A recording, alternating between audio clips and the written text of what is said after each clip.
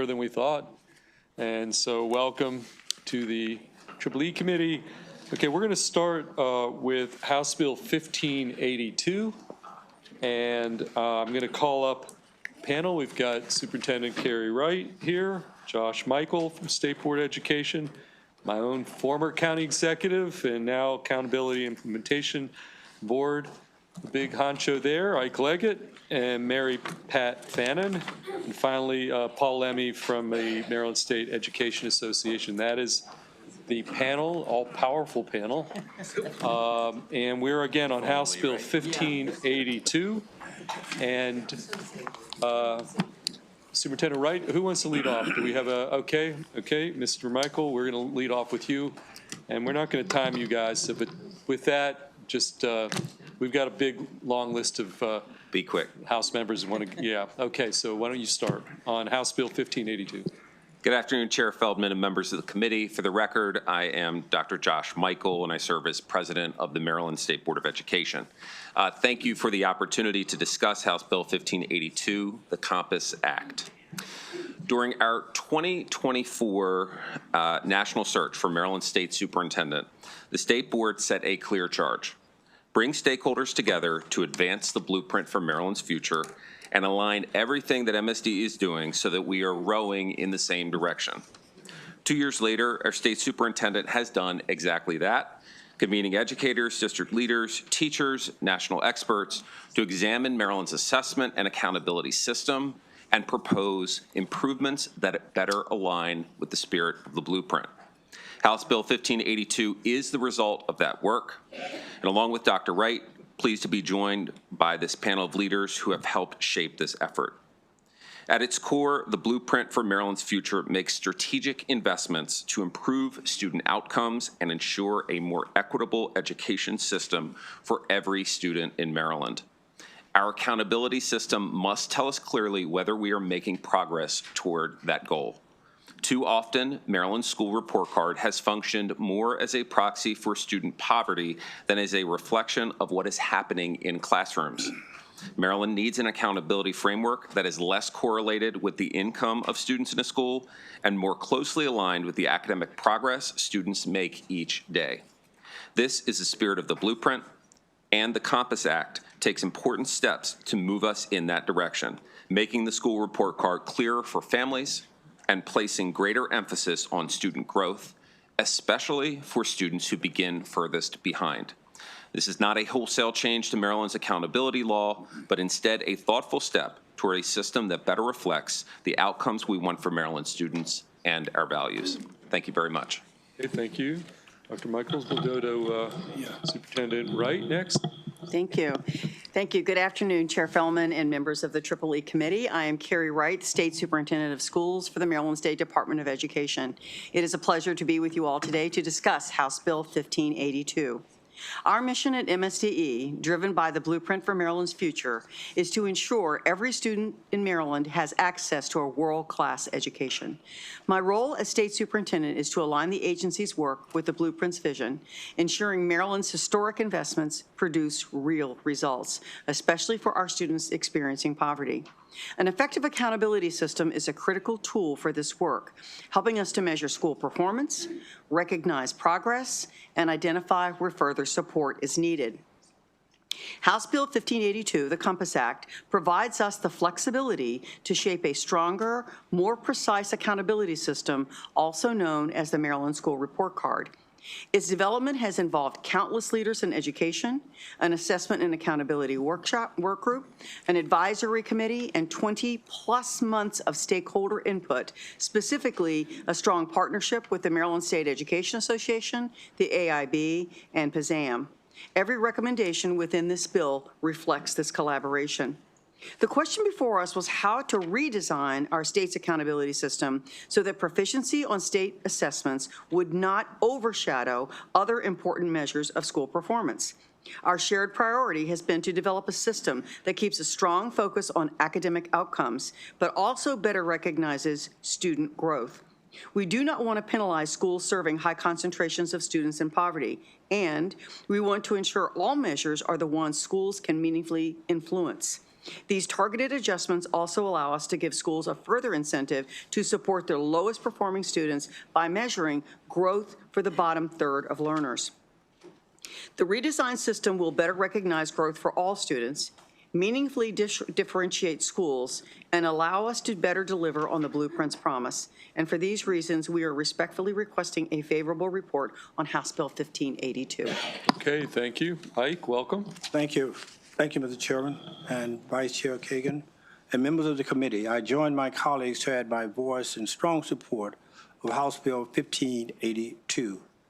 This bill is a culmination of our collaborative work with the State Board on aligning the state's accountability system to the Blueprint, which began in the summer of 2024.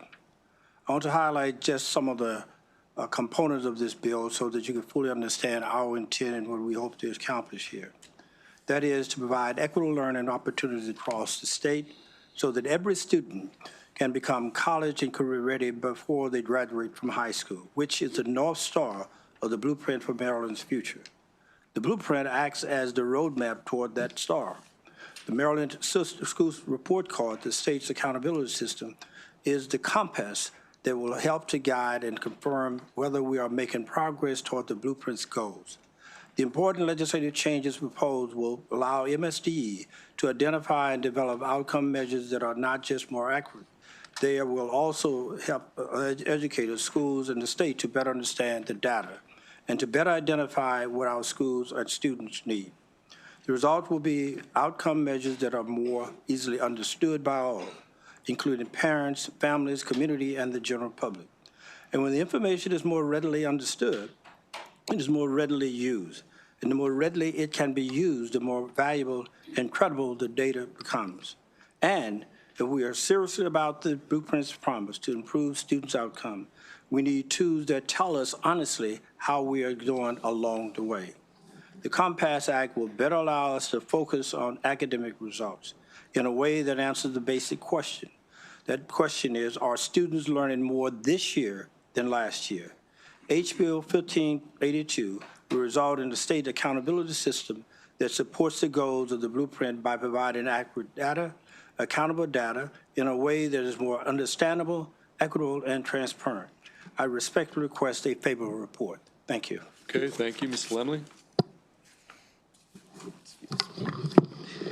Love good labor management collaboration, y'all.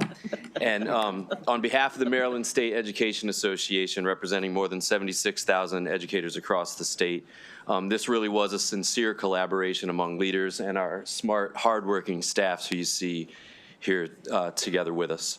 House Bill 1582 really builds thoughtfully on the foundation of the Protect Our Schools Act. That bill puts important guardrails on our accountability system and was intended to reduce the over-reliance on standardized testing. I think this goes further. One of the most important improvements in this bill is the stronger emphasis on student growth, as Dr. Wright said. Learning's a process. When students begin the year behind and they make significant academic gains, that progress should be recognized and valued. At the same time, this bill strengthens the role of school quality and success, student success indicators, ensuring that these factors like school climate, student engagement, access to resources, and workforce stability meaningfully inform how schools are evaluated.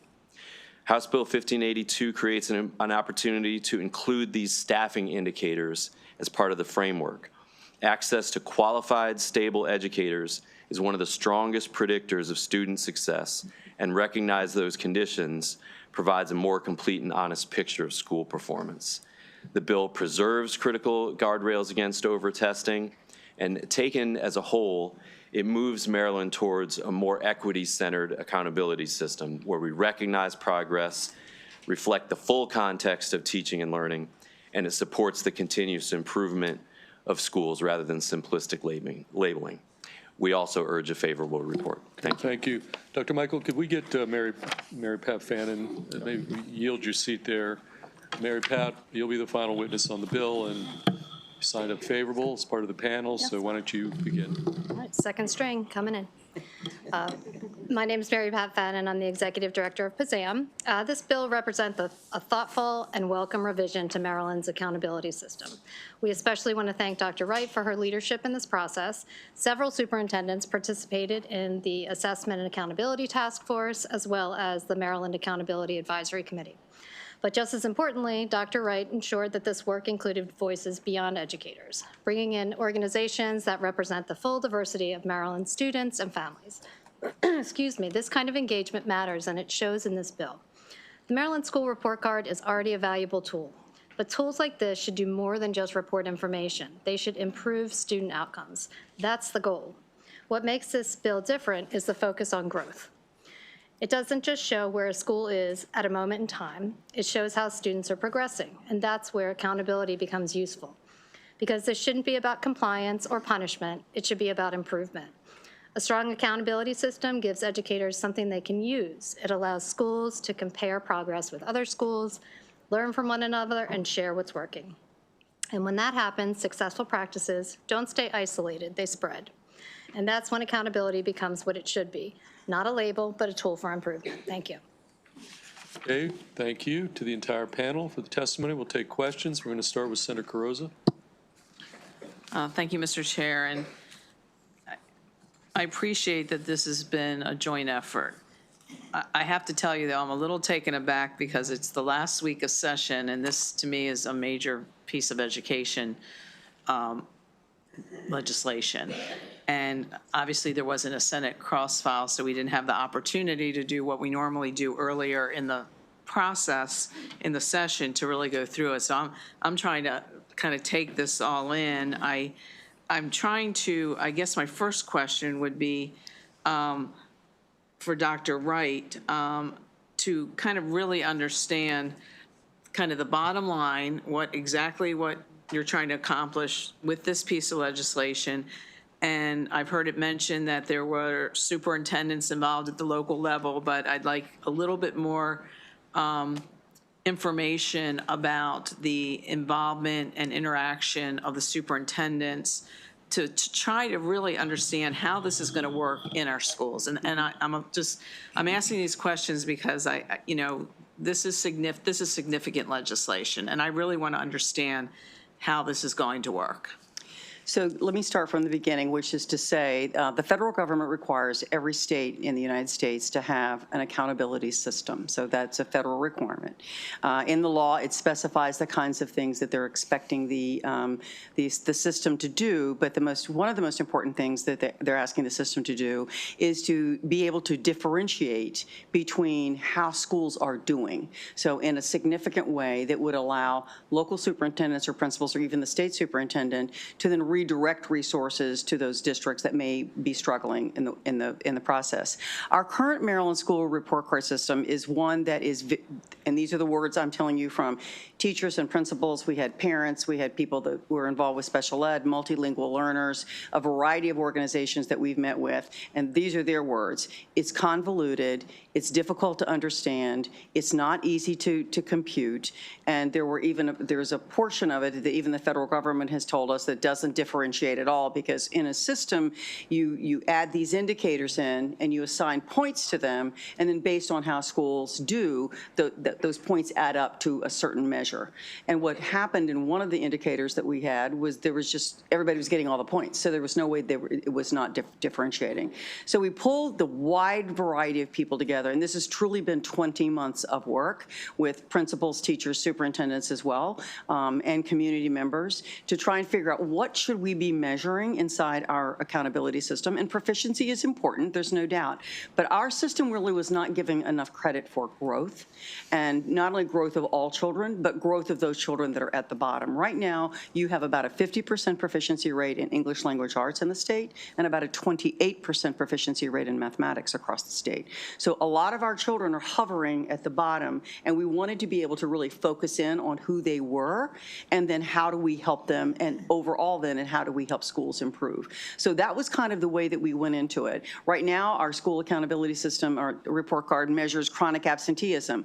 We find that chronic absenteeism is highest where? Amongst our schools that are highest in poverty. So they were getting dinged for the highest in poverty. They were getting dinged again because of high chronic absenteeism. And that really wasn't leveling the playing field for anybody. And so we thought, if we're pulling that out, what do we put in its place?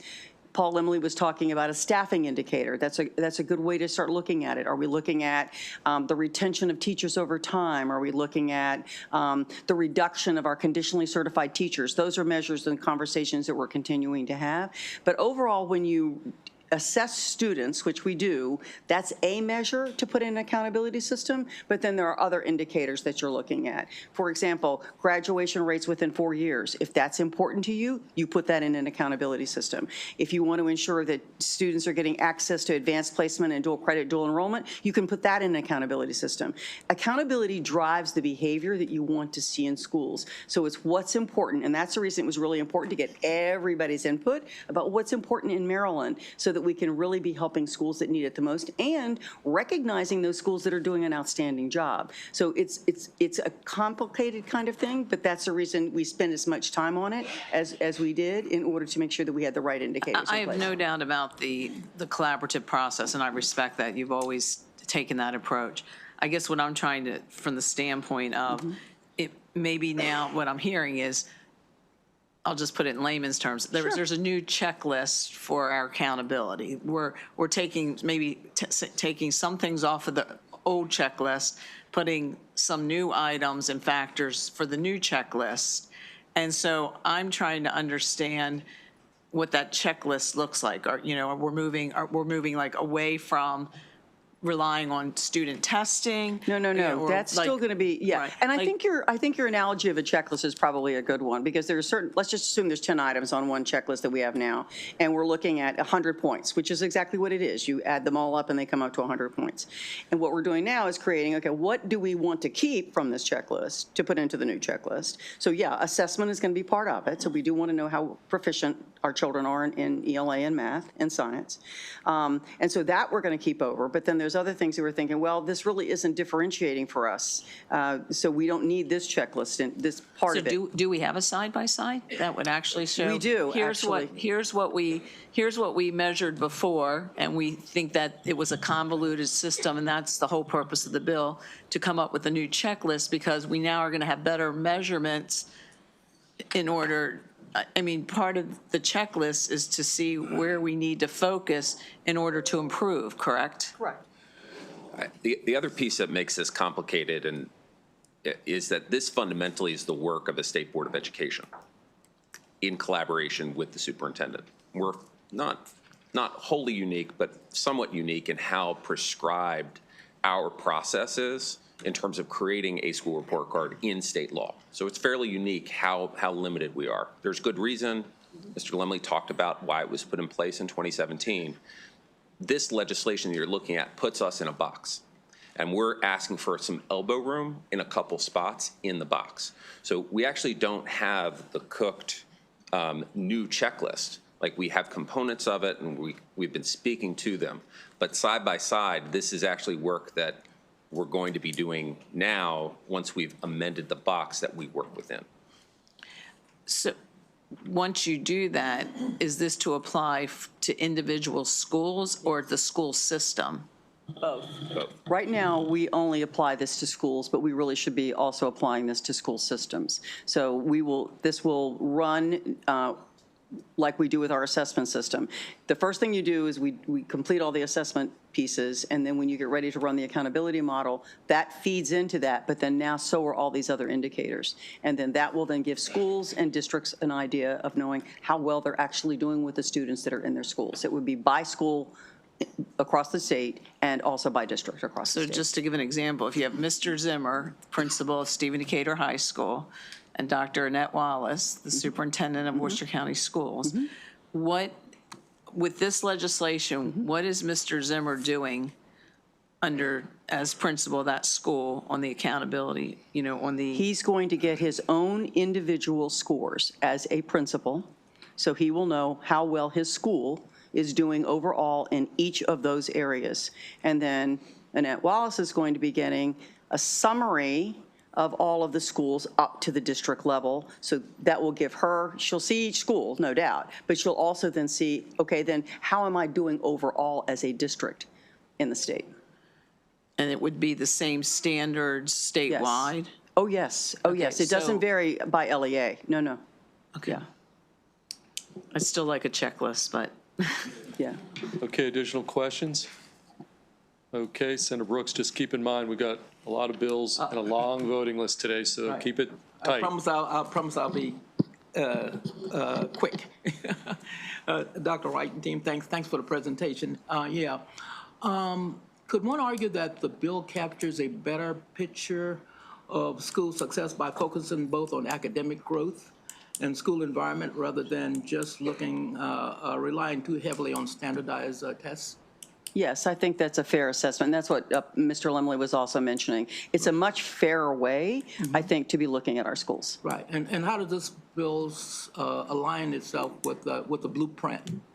Is it closely aligned? Well, the blueprints obviously focus on outcomes, and that's what we want to do, and we want to be clearer then about what those outcomes are. So in order to know where to direct those resources, we've got to have a way to look at how each school is doing and how each district is doing, so that we know where the districts that need more help than others. Okay, thank you. Could I add one point to that? Yes. And which has been a big challenge for me, is that if you take the existing report card and you evaluate that by school, by grade, Maryland is doing well. We get a very good grade. But then when you look at individual performance of the performance of our kids, there's a disconnect. And hopefully this can better identify those challenges and difficulties that we have. Because the report card is saying one thing, the individual test scores are showing something different. And so there's a disconnect somewhere in this process. We need to correct that. Okay, thanks, Chair. Okay, any additional questions? Seeing none, that concludes Bill hearing House Bill 1582. Okay, I see Chair Wilkins here. I give priority to our committee chairs, and therefore we're going to go next to Chair Wilkins on House Bill 575. And I've got Paula Seabright signed up, Gavin Falcon, and Lauren Lamb are the three folks who are signed up. Is that okay if I bring them up to join you? Thank you so much, Okay. Mr. Chair. Okay, everybody heard the names? Paula Seabright, Gavin Falcon, and Lauren Lamb. Okay, Madam Chair, we're on House Bill 575. You take the time you need to present the bill. Thank you so much, Mr. Chair. It's wonderful to see you. Hello, Madam Vice Chair, and all of my distinguished colleagues on this wonderful committee. For the record, I am Delegate Janelle Wilkins, and I'm pleased to present House Bill 575, Public School Student Attendance, Excused Absences for Civic Engagement. I introduced this bill because, probably similar to this committee, we hear and see a lot of students who come up to Annapolis and testify, which is always really exciting for us in the Ways and Means Committee. And I really wanted to make sure that they would have an excused absence when they do come to Annapolis and testify before our committees. And actually, currently in law, there is no policy in terms of ensuring that they have the ability to be able to come and participate and exercise civic engagement. So what this bill does is it ensures an excused and lawful absence for civic engagement activities for students. It requires each county to develop a policy that allows up to 15 hours or 2 school days excused for civic engagement. Civic engagement under the bill includes testifying virtually or in person, contributing to the consideration or development of policy issues, or participating in the Maryland General Assembly PAGE program. This bill is also in addition to any current excused absence policies that a county may have. And I also want to point out that the bill came in specific to the General Assembly, but I got so much great feedback from students who also want to testify before their county boards or other public bodies that we in the House expanded the bill to also include other public bodies as well. I'm proud to have a student here who's actually interning as well for my vice chair, and to have that participation as well in the support of high school students and students all across the state on this bill. I urge a favorable report on House Bill 575. Thank you. Okay. Chair Wilkins, who do you want to go next? You can pick any. Each of you are going to be on the up to 2-minute clock because we have a long day. Up to 2 minutes, you'll see the clock here. So, sir, you can begin. Up to 2 minutes. Good afternoon, Chair Feldman, Vice Chairwoman Kagan, and distinguished members of the EEE Committee. My name is Gavin Falcone. I'm a junior at Long Reach High School, and I'm here today in support of HB 575. I want to start off with something simple. Students should not have to choose between being in school and being part of democracy. Right now, when students want to testify, meet with policymakers, or advocate on issues that are directly impacting them, they're forced to miss school without clear protection or guidance. I've experienced this personally and am experiencing this today. And because of that, though, many students make the decision not to participate at all. Not because they don't care, but because they're worried about attendance consequences, missing instruction, or falling behind in classes without an excused absence to make up that work. That is a barrier to civic engagement, and it sends the wrong message. That student voice is important, but only when it's convenient. HB 575 provides a clear and reasonable solution, up to 2 days or 15 hours of excused absence for civic engagement activities. That time allows students to testify, meet with legislators, and actively engage in our legislative process that we all love. And on a more important note, this doesn't replace existing absences. It's an addition to them. It is specifically designed to support a structured civic engagement platform. Students are directly impacted by the policies you consider here today, whether that's school safety to curriculum to mental health and everything in between, and these decisions will impact us daily throughout our lives. So if we expect to become informed and engaged citizens, we need to give us students the opportunities to engage now, not just when we turn 18. Because civic participation is not something you suddenly start. It's something you learn through experience. And when students feel heard early, they stay engaged. HB 575 removes the barrier and replaces it with opportunity. An opportunity to strengthen civic education through real participation. If we expect students to participate in democracy at 18, we have to let them practice it now. Thank you guys so much for your time. Thank you, sir. Okay, who wants to go next? Let's pull the mic up. Okay, tell us who you are. Chair Feldman, Vice Chair Kagan, and members of the committee, my name is Paula Seabright, and I'm the co-chair of the Women's Giving Circle of Howard County's Grants Committee. I am also the chair of the Young Women's Giving Circle intern program. Our 10 high school interns learn about philanthropy, collective giving, leadership, and advocacy through supporting our organization's effort to impact period poverty. As I stated here recently, the Women's Giving Circle believes that one of the most important parts of philanthropic work is our ability to raise awareness about issues to people in positions to facilitate change. I wish I could have brought some of my interns here with me today to share their experiences testifying here at the General Assembly, at the Board of Education, and the County Council. Unfortunately, most of them have used up discretionary absences and were not able to join me. That's why this bill is so important. In Howard County schools, fifth graders learn about the Constitution and a bit about the legislative process in simulated congressional hearings. They speak to a panel of community leaders about issues related to one article of the Bill of Rights. We use Socratic seminars in GT and AP classes. We emphasize the importance of critical thinking and analysis. The state requires students to log 75 service learning hours to graduate. We educate our kids to be civically engaged, but we don't give them time to do that. Giving students 15 hours of excused absences so they can show up for issues that are important to them and their peers benefit not just them, but our elected bodies. Whitney Houston said it best. I believe that children are our future. Teach them well and let them lead the way. Your favorable vote on this bill will do that. Okay, Ms. Lamb, you're next up. Thank you, Chair Feldman, Vice Chair Kagan, members of the committee. Thank you for your time today. I'm Lauren Lamb with the Maryland State Education Association, representing 76,000 educator members. As educators, we work hard to create engaging lessons that prepare students for success. But the best lesson in the world is no replacement for real hands-on experience. When it comes to civic engagement, learning by doing is essential. Research suggests that students who participate in experiential learning, like advocacy and engaging in the legislative process, are more likely to be civically engaged throughout their lives. That is really what every educator hopes for, to prepare young people to be informed, involved, and motivated members of their community. To the students here today, I'm confident that your social studies teachers are very proud of you. Students are the future of our democracy, and their voices must be heard.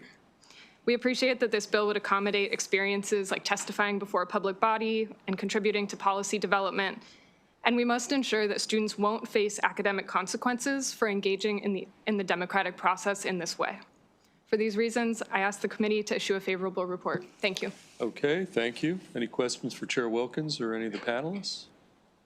Vice Chair Kagan? A very quick shout out to Gavin. He is all about civic engagement, and he was a terrific, effective advocate. Delegate Ebersol would agree on civic excellence that we've been working on for years. He had several conversations with Delegate Ebersol, with me and others, and so, Gavin, yay you. I hope you'll be joining us in this body at some point. Thank you, Madam Chair. Thank you, Mr. Chair. Okay, Gavin, that was not a question. You don't have to. Okay. Okay, any other questions for the panel? Okay, seeing none, that concludes bill here on House Bill 575. Thank you, Chair Wilkins. Okay, there's a couple one-person bill. Delegate Stein, you're here on behalf of Baltimore County Delegation. You're the only witness. Why don't you just come on up here? House Bill 1257. Why don't you just present this bill on behalf of the Baltimore County Delegation? Thank you, Mr. Chairman, Madam Vice Chair, and committee members. This is a Baltimore County delegation bill. It would require that several categories of budget information regarding the school system's budget be made available in a publicly available online format. The school system in Baltimore County does provide a large amount of information about its budget, but it's hard to access, and some key information doesn't seem to be available online at all. So the bill would require historical budget data for 3 years, information on vendor contract awards, information on all capital improvement projects, and quarterly actual to budget reports. And so by providing this information in a very accessible way to the public would have much more insight as to how the school system's budget is operating. It's been approved by the Baltimore County Senate and House delegations, and I urge a favorable report. Okay, any questions for Delegate Stein? Senator Washington. Thank you, Delegate Stein. Just some elaboration on the Senate approval is that we had some conversation about if sending a letter, or if the data, the information that we're requesting, that it should report back to us. So there are some amendments that we're considering. So I don't know if you had a chance to speak with. I'm sorry? I didn't know if you had a chance to speak with the chair about that. No, I wasn't aware of All right. proposed amendments. And just by way of background, Senator, I did contact the school board and said, I don't need a bill on this information. A letter would suffice. A guarantee that this information would be made available online, and I never heard back. Right. Yeah, we got that as well. So just saying that we're, in terms of what the bill actually does, and whether we needed a bill, there was some discussion of, okay, if we needed to do something, if we're going to take that information, that it should be reported back to us as legislators. Otherwise, there's a lot of lack of clarity in the bill as drafted, what it actually does and the details. So I just wanted to let the committee know that there'll be some amendments and discussions on that bill. Okay, thank you. Any additional questions for Delegate Stein? Okay, seeing none, that concludes bill hearing on House Bill 1257. Similarly, we have one witness on Delegate Stennett's bill. You're the lone witness on House Bill 1034, so why don't we take that one up. Delegate, House Bill 1034, the floor is yours. Good afternoon, Mr. Chair, Vice Chair, and members of the committee. For the record, I am Delegate Sean A. Stinnett, 41st Legislative District, Baltimore City. However, today I am here as an advocate and grandson of a child care provider who understands firsthand the responsibility when caring for young children. Operating a child care center where the priority is to ensure children are safe, nurtured, and given every opportunity to learn. In early childhood settings, the provider focuses heavily on literacy, motor skills, and social development. However, there is another responsibility that must carry equal weight, protecting children from abuse and being aware when something is wrong. Child abuse is not always visible. It does not always come with bruises. Sometimes it shows up as a sudden behavioral changes, withdrawal, aggression, fearfulness, regression, and emotional distress. These are signs that can easily be misunderstood.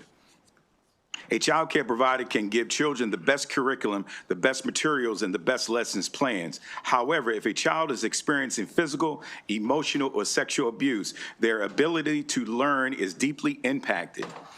Trauma disrupts development. It interferes with concentration. It affects behavior. It reshapes a child's sense of safety in the world. We want our children to feel safe and comfortable coming to those they look up to, shield, and protect them. That is why comprehensive child abuse awareness training must be mandatory and not an elective for all individuals working in child care settings. This training should equip educators to, 1, help prevent abuse with proper education on coming to trusted adults, recognize the signs and indicators of abuse, understand mandatory reporting laws and proper procedures, also document concerns accurately and responsibly, respond appropriately when a child discloses abuse, support a child emotionally after a report is made, and work collaboratively to minimize further harm. This is not about creating fear, it is about creating preparedness. When properly trained, educators become an extended layer of protection, and the more layers of protection we build around our children, the stronger our safety net becomes, not just inside child care centers, but throughout our communities. If we are truly committed to investing in early child education, then we must also invest in early protection. A child's mental and emotional safety is just as important as their academic development. Sexual abuse among children is one of the most painful and unspoken realities in our community. It is the quiet trauma that too many families carry in silence because the topic feels too uncomfortable, too heavy, or too difficult to confront. Discomfort and fear often prevent open discussion, leaving children vulnerable and without the protection that awareness and education provide. Sexual abuse against children remains one of the most under-discussed yet devastating issues we face. Our children deserve environments where they are safe in every sense of the word. We must also educate children on how to feel comfortable and confident when they come to a trusted adult if abuse occurs. I ask for a favorable report and help us strengthen the safety net that surrounds our youngest citizens. Okay, thank you, sir. Any questions for the sponsor on House Bill 1034, Delegate Stinnett? Okay, seeing none, that concludes bill hearing on House Bill 1034. Thank you, sir. Okay, Delegate Warman, why don't we bring you up real quick here? You're lone in-person witness. Do we have a virtual witness? Okay, Teresa, welcome. House Bill 1438. And we'll see if we have anybody in the queue. Okay, we have one virtual witness, so why don't you present the bill and we'll take the one virtual witness. That's the Thank you. extended Good afternoon, Chair Feldman, Vice Chair Kagan, and members of the Education, Energy, and Environment Committee. For the record, I'm Delegate Teresa Warman, representing District 16. Thank you for the opportunity to present this bill. This is a simple bill. It's introduced in collaboration with the Montgomery County Public Schools and the Montgomery County Board of Education, who raised the need to make sure that our graduation requirements keep up with what students actually need after high school. HB 1438 addresses this by requiring the State Board of Education to review Maryland's high school graduation requirements at least every 5 years so they stay aligned with college expectations, workforce needs, and the reality students are walking into after they graduate. Right now, we see too many students graduate and arrive at college only to find out that they are not ready for credit-bearing coursework. Many end up in remedial classes, which cost time and money and can delay or derail their path to a degree.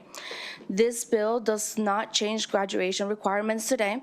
It simply puts in a structure in place so that the state is regularly evaluating whether those requirements still make sense.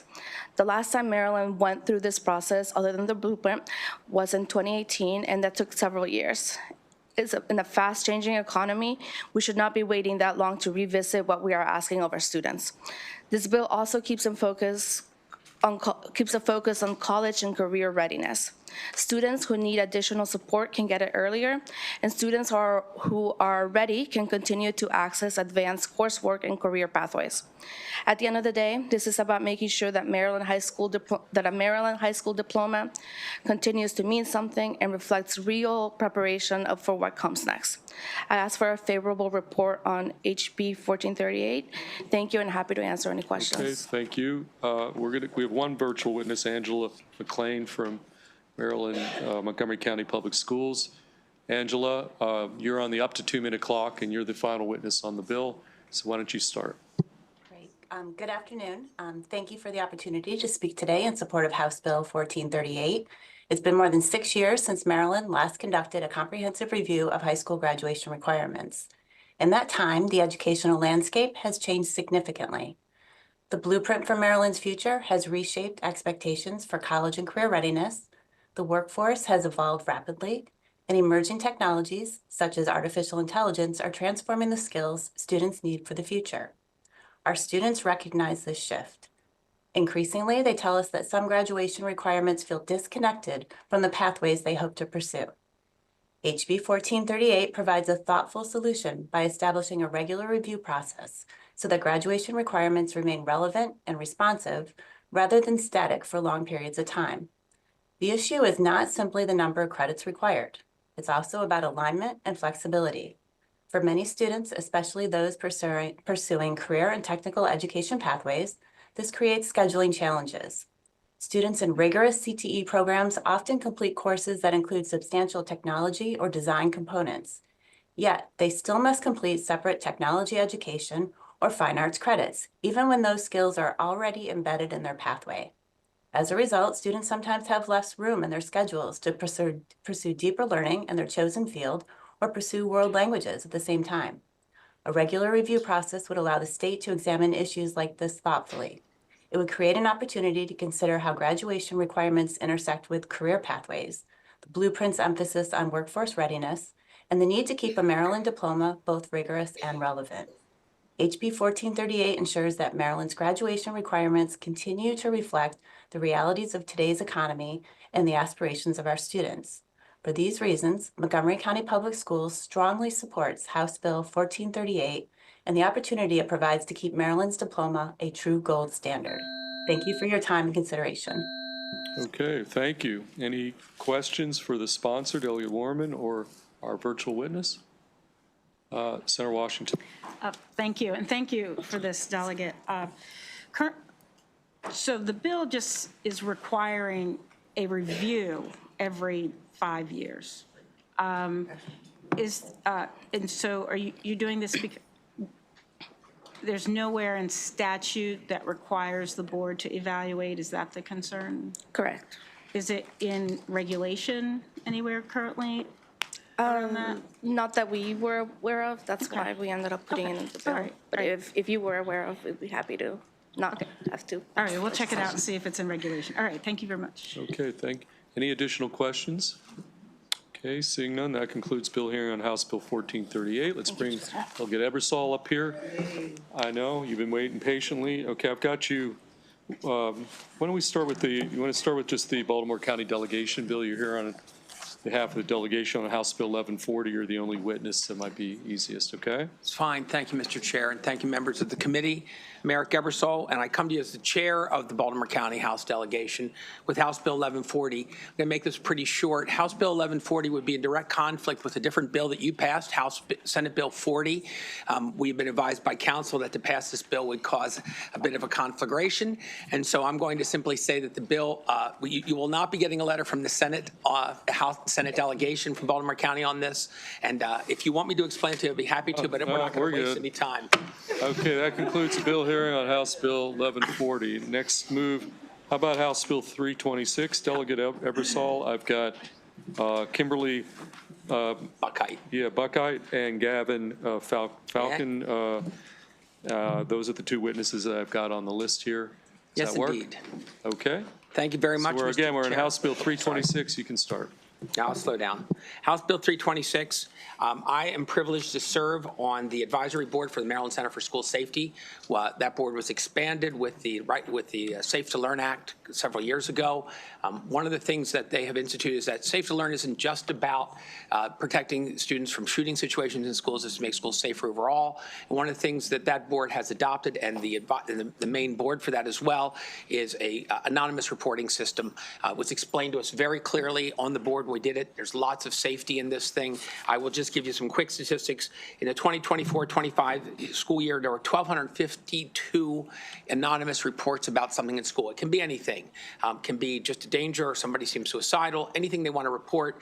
133 of those reported, about 10% of them were judged to not even have sufficient information to investigate them, and only one was found to be fabricated. So they vet them very carefully. They take action. Mostly they notify administrators in the school of things that happen. It seems like a highly effective system, and this bill seeks to just put it into code so that it will remain permanent going forward.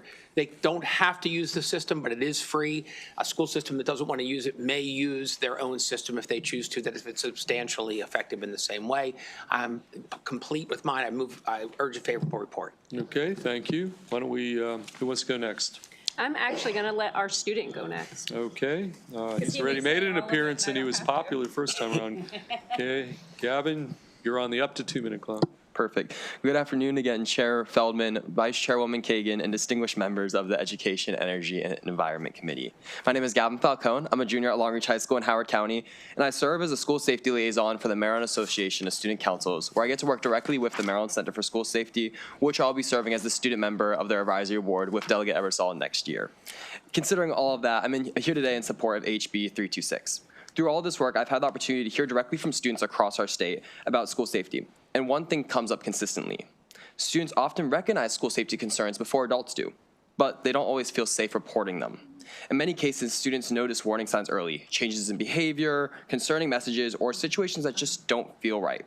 But too often, those concerns go unreported, not because they don't care, but because they are unsure what will happen next. They worry about retaliation. We worry also about if they're wrong. And we also worry about if anyone will take us seriously to begin with. That hesitation creates a gap. And in school safety, even the smallest gaps matter. HB 326 helps close that gap. By creating a statewide anonymous reporting system, this bill ensures that every student has access to a safe, consistent, and reliable way to report any issues without fear. And just as importantly, ensures that these reports are supported by clear procedures, training, and coordination so that they are handled appropriately and reach the right people. It also builds a consistency across school systems so that no matter where a student is in Maryland, they know they can report any issue that arises for them. From a safety perspective, early reporting is one of the most effective ways to prevent situations from escalating. But that only works if students trust the process in the system enough to use it. HB 326 once again helps build that trust. Because at the end of the day, school safety is not just about responding to incidents. It's about creating an environment where students feel safe enough to speak up about them before it happens. If we want to prevent problems, we have to make sure students feel safe enough to speak up about them before they become one. Thank you so much for your time. Okay, thank you, Ms. Buckheit. Thank you. I will be brief. Thank you, Gavin and Delegate Ebersol for your support. So good afternoon, esteemed committee. I'm Kimberly Buckheit, speaking on behalf of the Maryland Center for School Safety. Thank you for the opportunity to provide additional information in support of House Bill 326. Our written testimony provides you with research and reasons why the elements of this bill are a critical component of a layered approach to school safety. As we look to the future and continue to strive to keep our schools safe, it is important that we preserve the anonymity of students, parents, and others who choose to do the right thing and report concerns. It is important that we establish guidelines and best practices for all schools to follow. MCSS feels strongly that providing for an anonymous reporting system in statute will provide durability and increase public confidence and awareness. HB 326 defines Maryland's commitment to school safety and protects upstanding citizens. I remain available to answer any questions. Okay, thank you. Questions for Delegate Ebersol or any panelists? Vice Chair Kagan, then we'll go to Senator Carrozza. Thank you, Mr. Chair. Delegate Ebersol, thank you. I think this is important. Forgive me, I missed the very beginning of this hearing, so tell me if you've already covered this. A lot of students are still unaware of 988, the Suicide and Mental Health Crisis Hotline. I'm hoping that school systems are helping put that word out so that our students do know about this resource. I'm wondering what you think if a student were to call 988 and talk about their friend that they're worried about, whether there should be some interconnectivity between 988 and this new anonymous portal that you're proposing. our expert's here. She's, yeah. Awesome. She's staffed with us. So Thank she you. really knows her Yes. stuff. So yes, the interoperability between, so the Safe Schools Maryland anonymous reporting system does not duplicate those efforts, right? So the interoperability of our 911 and our 988 system exist, right? Those individuals that are taking the tips know to contact each other.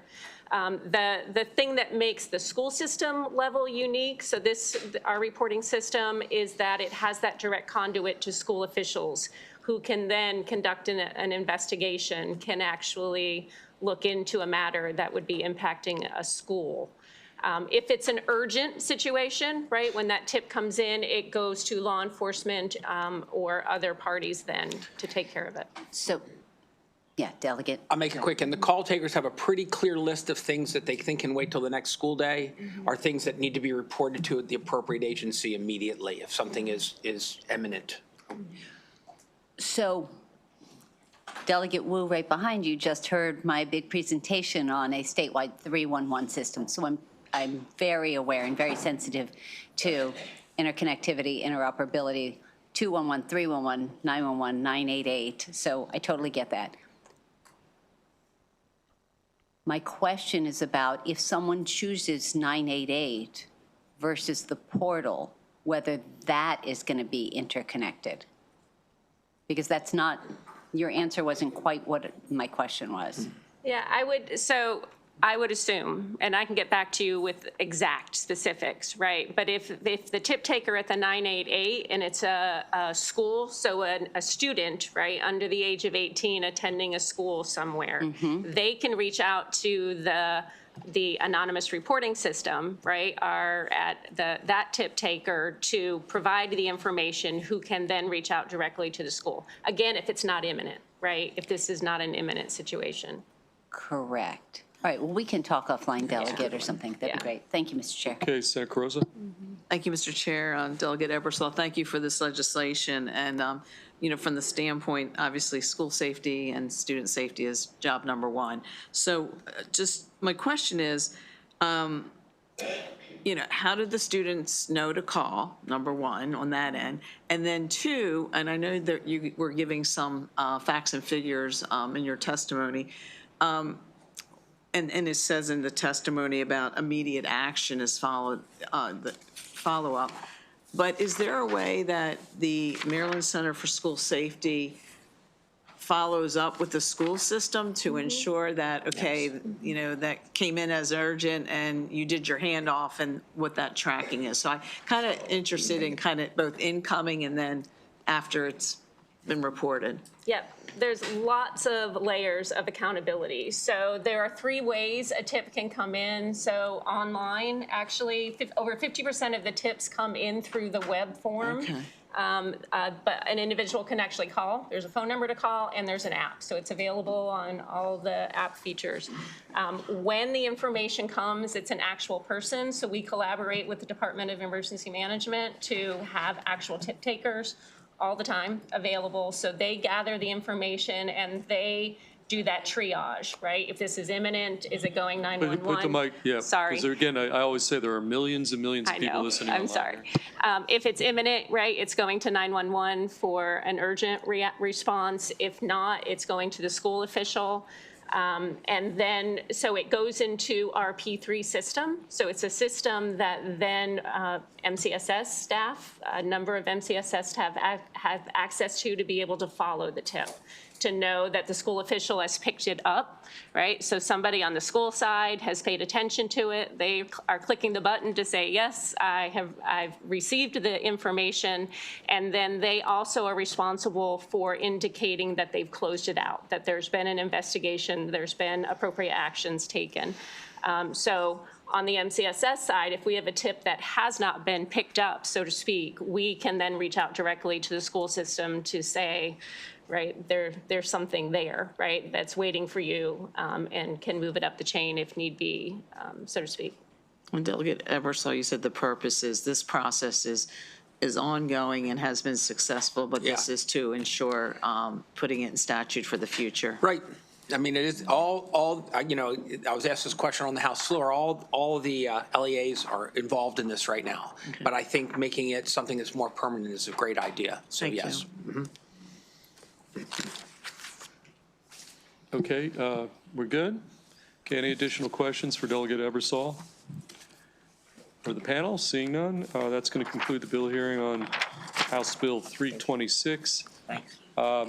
Okay, we do have one more Ebersol bill, but I did see Chair Valderrama walk in.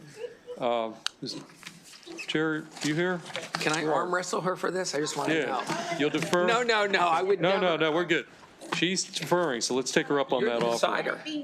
Okay, House Bill 828, Delegate Ebersol. I'm going to call up Jessica Cook, Courtney Witherspoon Sr., Christopher Cano, Christian Goebel, and Paul Emily. So that's one panel. That's the extent of the witnesses. Then we'll go to Chair Valderrama after that.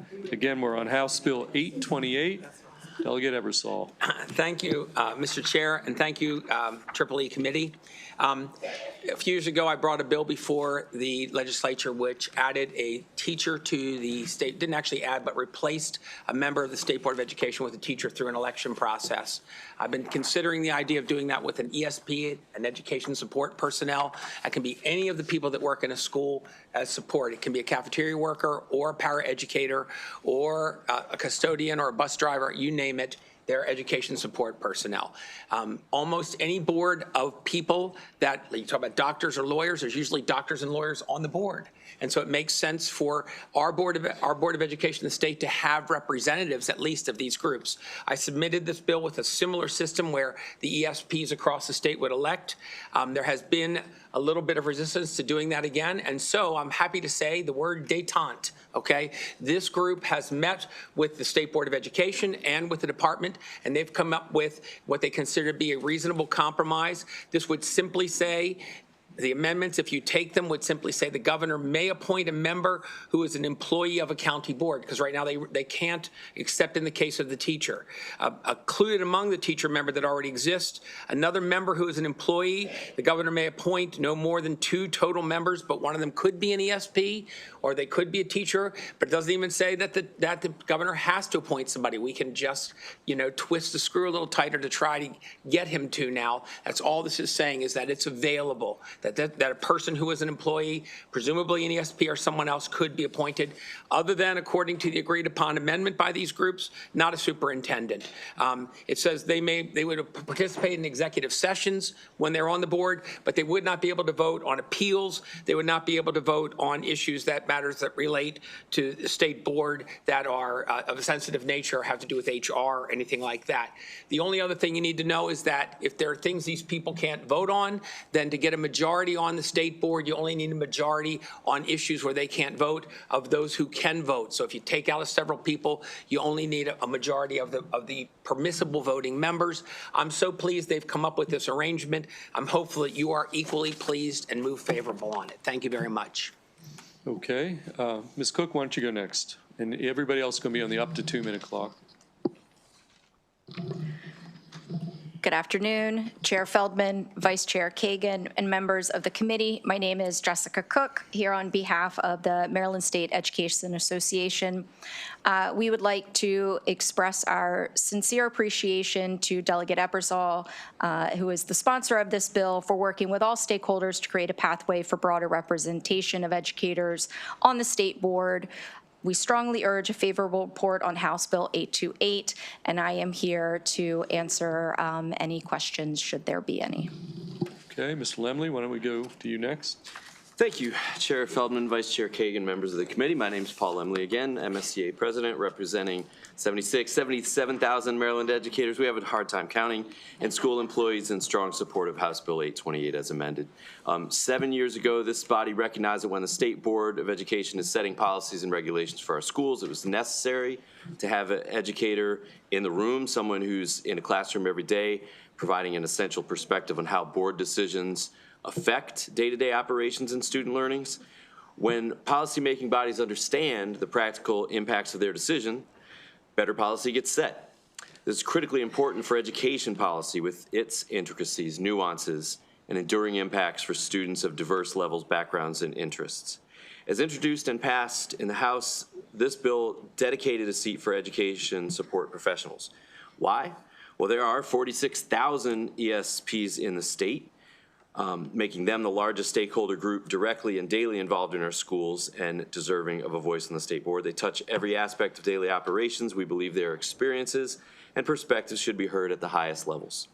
With the consensus amendments offered and supported by my friend, the sponsor, MSDE, the Governor's Office, and MSEA, HB 828 moves us closer to making this representation a reality.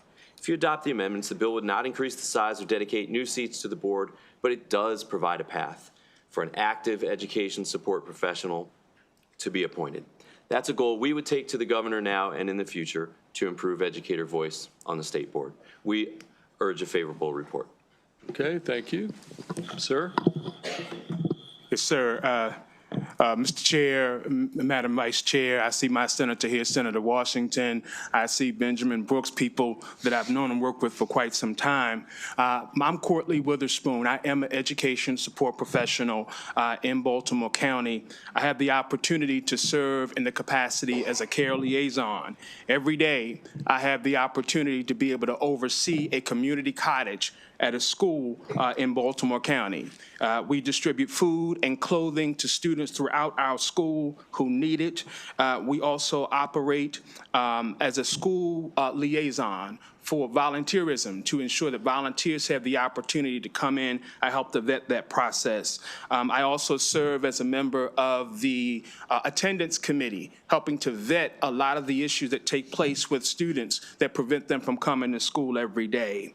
Other colleagues of mine who are ESPs or paraprofessionals that help to support the education and instruction process of our students. Of course, bus drivers who help to transport students back and forth to school, custodians who help to keep our schools clean and healthy, cafeteria workers who help to feed and to ensure nutritious meals are being fed, office personnel who help to ensure that our students are properly registered and ensure that our students have what they need. And of course, our healthcare personnel at our schools are also ESPs. So I firmly support this bill. I firmly support this bill because I understand that sometimes change and improvements take time. But I would submit to you that ESPs are the backbone of our public schools, in addition to the fact that they help to elevate the voice of frontline workers, and that's what we are. So we support this bill because it's important to have diverse voices on our State Board of Education to contribute to our teachers and to our other professionals that are making very, very important decisions as it relates to public education in our state. Okay, Mr. Kano, we need to, if one of you could yield to Mr. Kano right behind, he's part of this panel. And he's going to testify. You've got up to 2 minutes, and you're in the favorable column, so why don't you begin? Thank you, Mr. Chair. On behalf of SEIU Local 500 members, my name is Christopher Kano, Director of Political Legislative Affairs. Our members make up about a quarter of the ESPs in the state, and I would say that those 11,000 plus in Montgomery County Public Schools are the para-educators, the bus drivers who get the kids safely to school, the food service workers to make sure they're eating healthy, nutritious meals, the custodians keeping the schools clean and safe, our security personnel who make sure that there's no unwarranted people on campus, and many other non-certified school employees that keep the school system running long before the first bell and long after the last student has left for the day. They're indispensable, essential workers. You've heard this time and time again. And not having a seat on the State Board of Education is a gross inequality that needs to be corrected, and this bill does that. And we thank Delegate Ebersol for his leadership on this, and we urge you all to do the right thing and pass this favorably. Thank you for your time. Okay, thank you. Any questions for Delegate Ebersol or the panel? Okay, seeing none, that concludes bill hearing on House Bill 828. Okay, we do have a couple of members I think apparently need to go vote, but let's go Delegate Roberts first, and then and I got to know Chair Valderrama's back there, but we got a couple of urgent situations here, and we want to. Okay, Delegate Roberts, we're on House Bill 1097, so we're going to take your testimony. Do we have one virtual witness? Okay, you're the lone witness on the bill, and so you can go on House Bill 1097. Okay, thank you. Thank you, Chair Feldman and Vice Chair Kagan and members of the committee. It's great to see you all today. I'm here to present and testify on House Bill 1097, Public High Schools Sports Injury Record Keeping and Reporting and Requirements. For the record, I am Delegate Roberts, and this bill comes from a basic common sense place. If our kids are getting hurt playing school sports, we should know when it happens, how it happens, and what we're doing about it. HB 1097 sets up a simple statewide framework so every public high school keeps a standardized log of sports injuries. Whenever a student is hurt in a school-sponsored practice, game, or conditioning session, the school records the date and time, the sport, a general description of the injury and body part, whether it happened in practice or competition, whether the student was taken out and for how long, whether medical care was given or recommended, who documented it, and, if known, when the student was cleared to return.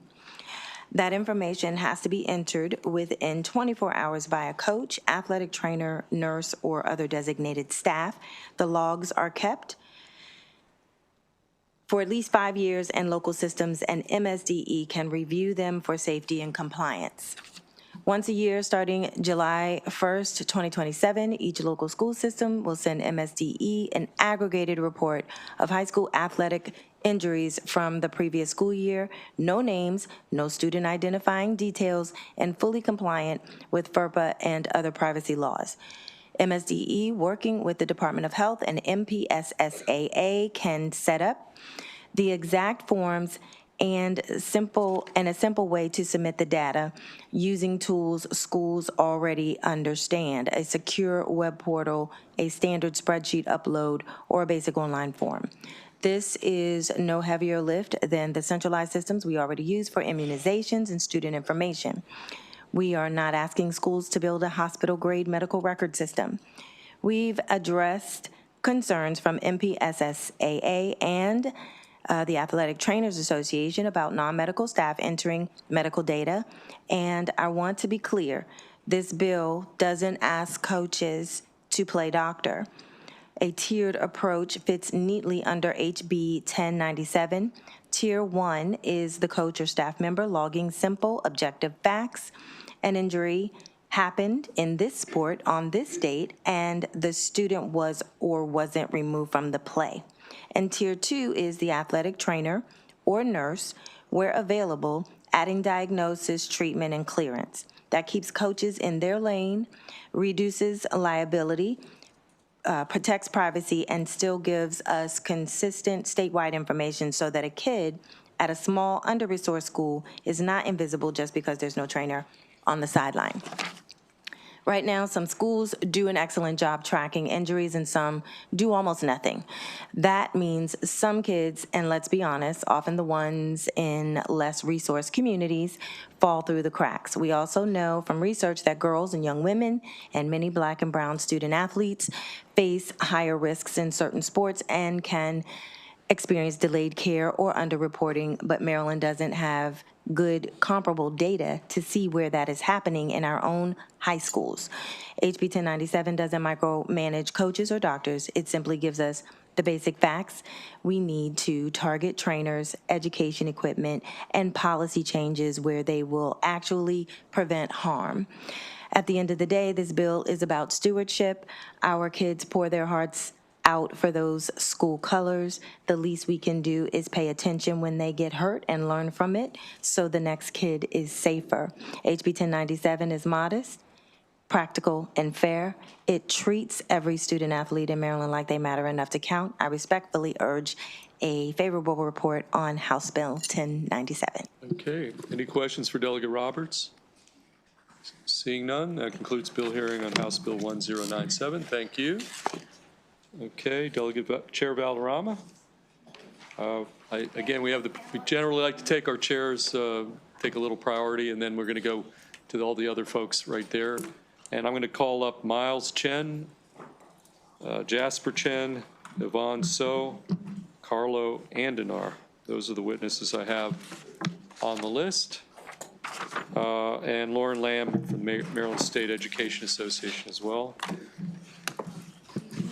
Let's see if there's anybody else. I think that's it. Okay, Chair Valderrama. Thank you, Floor Mr. is Chair. yours on House Bill 1059. Thank you, Mr. Chairman, Madam Vice Chair, esteemed members of the EEE Committee. I think this might be my first time coming here before you guys, but I'm not quite sure. With that said, I'm glad it is before all of you guys, because I know you will appreciate this legislation, especially the chairman who represents the most majority Asian American district in Montgomery County. So this rings true. So for the record, Delegate Valderrama here to present House Bill 1059, the State Department of Education, Asian American History, Accurate Information. So I will just emphasize to this committee that this is the first time that an Asian education bill has made it out of the House, although I have repeatedly introduced similar legislation for the past 5 or plus years. This legislation passed the Ways and Means Committee by a vote of, I'm sorry, not the Ways and Means Committee, but the House floor by a vote of 131-7.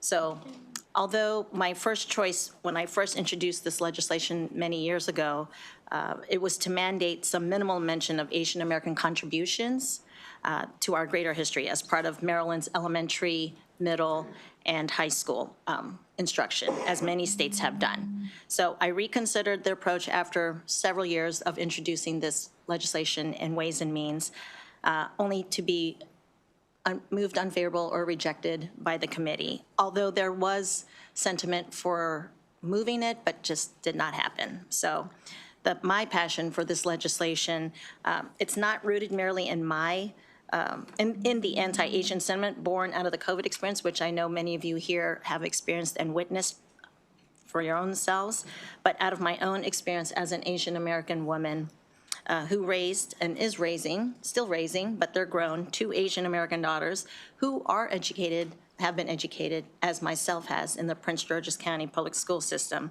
So I know, and y'all know how I speak about the ANHPI community many times. So I know firsthand how the contributions of the Asian community to the society at large are ignored in our curriculum. So with that, while I truly believe that a mandated curriculum should be the proper way, that it should be instituted so that all Maryland public school students are taught Asian history and culture, I decided to just give in and realize it's unlikely to pass again in the House. So it's for this reason that I am now proposing another approach. So this one, it would provide public school teachers with resources to teach Asian American history and feel more confident about the subject matter that would be introduced. The amended bill mandates the Maryland State Department of Education to establish a program to develop, adapt, and make available a professional development for educators that would align with the State Board of Education's existing social studies standards. The bill further would mandate that MSDE identify age-appropriate materials, and I have support here with me on my panel, that would be from existing sources, and disseminate this material for instruction during the month of May, which, if many of you don't know, it's Asian American History Month. So school and family are the center of children's lives, and I know that what we teach our students or do not teach our students in public school helps form their attitudes in life and for life. So it is that purpose for public education. And so including more Asian content, I believe, in a way that is sensitive to community standards will go a long way towards creating an educated and more open society, free from hate, based on misunderstanding. And I believe, and I'm sure many of you do too, that that is the true power of public education. And so, Chairman, Madam Chair, and esteemed members of EEE, it is for that reason that I urge a favorable report of House Bill 1059. Okay, thank you, Madam Chair. Would you like to go next? Go ahead. Young man to your right. Okay, and each of you are going to be on the up to 2-minute clock, okay? You're on the 2-minute clock. You've got a prop. Okay. All right. Good afternoon, Chair Feldman, Vice Chair Kagan, and members of the EEE Committee. My name is Carlo Andinar. I'm a junior at the University of Maryland College Park, and I'm a proud Filipino American, Asian American, and I'm also proud to be the one and only intern for Delegate Valderrama, but she likes to say I'm her first and last.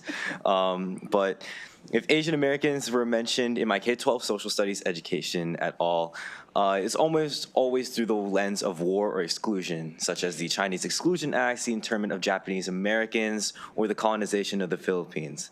So with that, I raise you a question. Why do we perpetuate these narratives that continue to build walls and cementing the idea that Asians and Asian Americans are a foreign or an other, where every time an Asian is mentioned in the classroom, everyone in the classroom turns to look at me? Or since I don't exactly present typical East Asian features, being told, you look more like a Mexican than an Asian. Or even if I do say that I'm Asian, people squint their eyes at me and call me a dog eater. The common root here is miseducation, and miseducation breeds discrimination. So affirming our own place in American history includes discussing our achievements and contributions in spite of the injustices brought upon us. And this includes talking about people like Wong Kim Ark and how his case affirmed birthright citizenship, something I never learned until my sophomore year of college. And so representation in the classroom was never a result of silence or complacency with the existing system, as protests and activism are the reason why Asian American studies even exists at UMD in the first place. But it should not take until reaching college to learn more about ourselves, nor should it constantly take a fight to be seen in our K-12 education. So I leave you with this quote, no history, no self, but also no history, no self, to emphasize that our past empowers our identities today. And social studies should be a mirror for every student. And that starts with identifying the gaps in our education system and ensuring teachers are well equipped to recognize Asian American identities and humanize the Asian American experience. So with that, I urge that the committee move favorably with this bill. Thank you so much. Okay, thank you.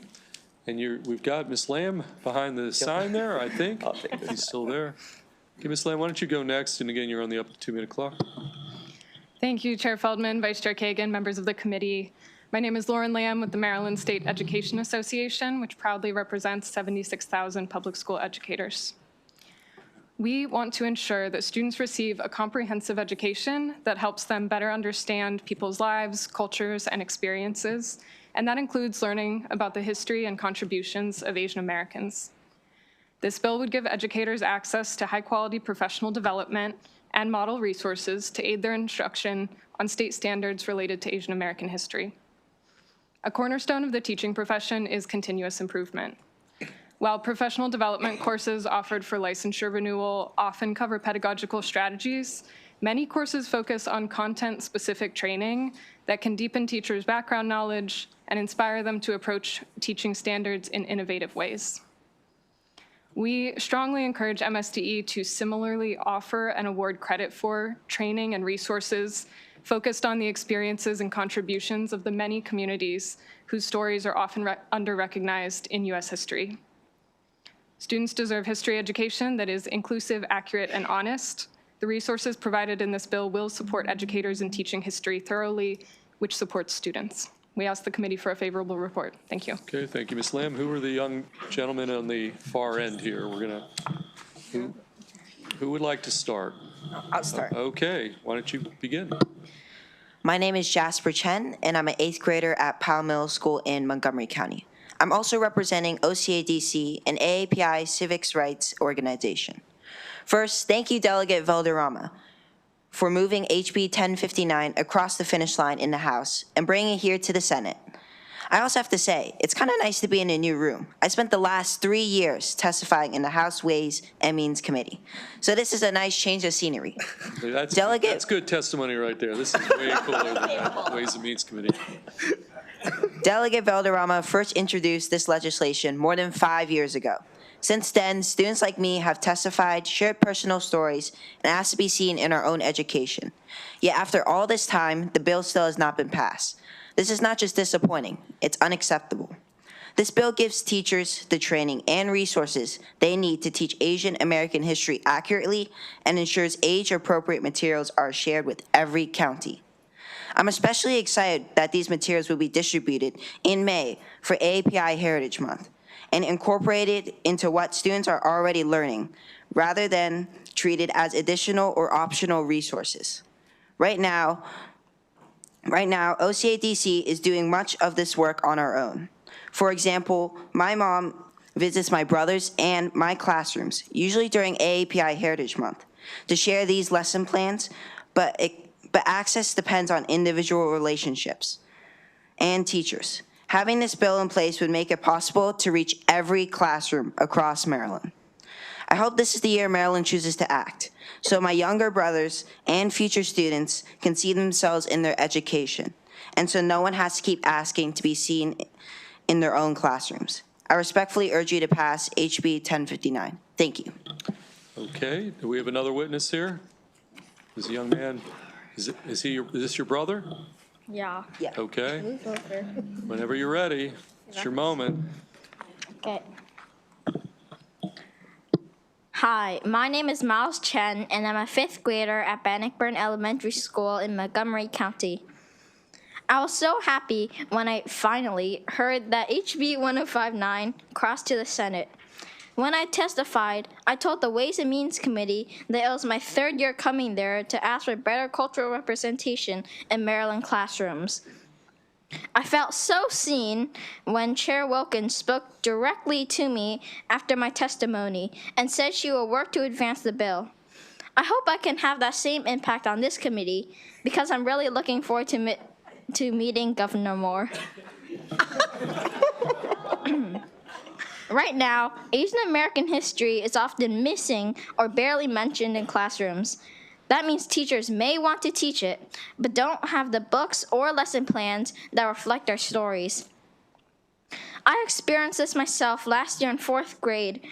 I had an assignment to write about a persuasive essay about a personal area of expertise, and I chose Jensen Huang, the CEO of NVIDIA. But when I looked for information at school, there were no classroom materials and no library books about him. So I had to do my own research at home. I used books from my own library and searched for articles myself. I had to teach myself because the school didn't have the resources. And that's the problem. I shouldn't have to become my own teacher just to see myself reflected in what I learn. Asian American history is American history. Students shouldn't have to be asking year after year to be seen in their own education. I respectfully ask for a favorable report on HB 1059. Thank you. Thank you, Miles. Mr. Chairman? Yes. If I may, I just want to say for the record, when Miles and Jasper presented every year in Ways and Means, all of you got the pleasant testimony. He would go into Ways and Means and say, how many times do I have to come in here and talk to you people and get this bill passed? Correct, Miles? I guess. Okay. For Miles or some of the other panelists, including Chair Valderrama, et cetera. Vice Chair Kagan. Thank you, Mr. Chair. Jasper, if you can come back up. Jasper and Miles, you both did a great job. Carlo talked about the you see, and sorry, I'm not getting that right. The quote? The quote that you had in there. Yeah. So this is about education. We talked, Miles, you just talked about NVIDIA. Jasper, will you tell us one thing, educate us super briefly about something that isn't about the Korematsu decision, isn't about internment, isn't about war, but something really quick that you can teach us? I think something that's really interesting is that Asian American soldiers, like Asian soldiers, were actually part of the Civil War. I think it's really awesome, and yeah, I think that's something that most people don't actually know. And I did my NHD project, by National History Day project, on Asian American soldiers who were in the Civil War, and well, I really enjoyed making that project, and I enjoyed teaching other people about Asian Americans, so I hope that this bill passes and everyone can learn about them. Thank you. Thank you, Jasper. Thank you, Delegate Valderrama. Thank you, Mr. Chair. Okay, Sarah Washington. Thank you very much, and thank you for your persistence, Delegate Valderrama, Chairwoman Valderrama. Yeah, I hope that this is the day, this is the year that we can do it as well. You can make it happen. Absolutely. And just on the fact thing that Chinese American built our cross-country railroad system. I mean, we can, so that's another, that labor was there as well. And certainly, being African American, very much identify with that fact of the labor, of people of Asian descent really built this nation. So I don't know if you were aware, if there's an amendment, or we can consider amendment, that we have extended curriculum expansion when it comes to Holocaust lessons, et cetera, so that's there. And that there's also a Holocaust Education Assistance Grant Program. So I'm sure you saw that as well. So perhaps that's something, if not this year, then next year that could be, added as well. But again, I just wanted to say thank you for persisting, and I understand. And thank you two for coming as well. And hopefully, we'll see you. Well, we won't see you next year, but maybe we'll see you with the governor in May. If I may, Mr. Chairman, I think there's a few folks here who aren't able to testify, but if they're here. Okay, if you're here in support of the bill, if you want to just stand up so we can see who's here. And okay, well, welcome to the committee, EEE Committee hearing room. And again, thank you very much. Thank you, Mr. Chairman, Madam. Okay, seeing no additional questions, that concludes the bill here on House Bill 1059. And I'm going to turn it over to the Vice Chair for the next bill.